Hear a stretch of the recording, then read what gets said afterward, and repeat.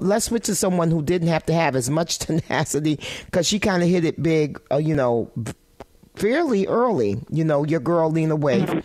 She one of the producers on the film. And I know she's one of your close collaborators. And she's younger. She's in her 30s. And she's already got multiple TV shows on the air. Production companies doing incredibly well. She's already cracked the code and won an Emmy. I mean, she has all the success.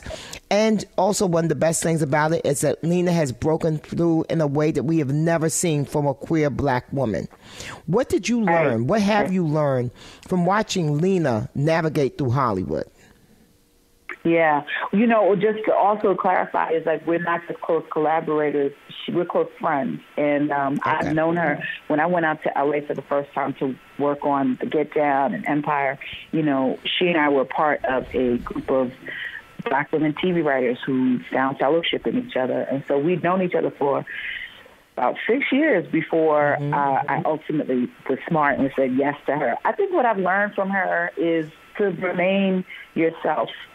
She didn't have to compromise who she was. Actually, her being different is her superpower because as much as the mainstream has a tendency to homogenize a certain kind of voice or monetize or capitalize off of a certain thing that they think is a trend, there's also these moments where a singular voice breaks through and they want that. And so I feel like once Lena said to the world, "This is who I am," and I think that her Thanksgiving episode of Master of None helped to establish that. The story of a queer woman kind of coming to terms, a gay black woman coming to terms with who she is.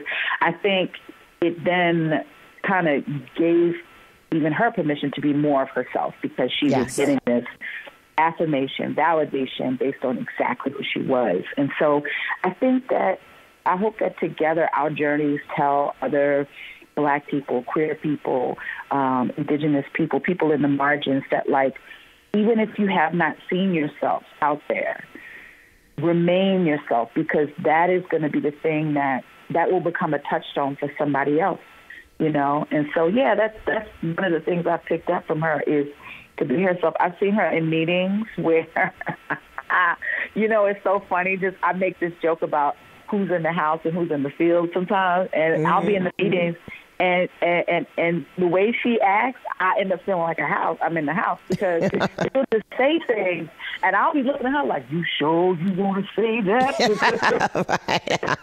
You don't want to get us in trouble. But when it comes to Lena, there is no getting in trouble. She's the person in charge. Even in the meeting where she's pitching, she has taken ownership of her voice, and like I said, it's a superpower. And so I hope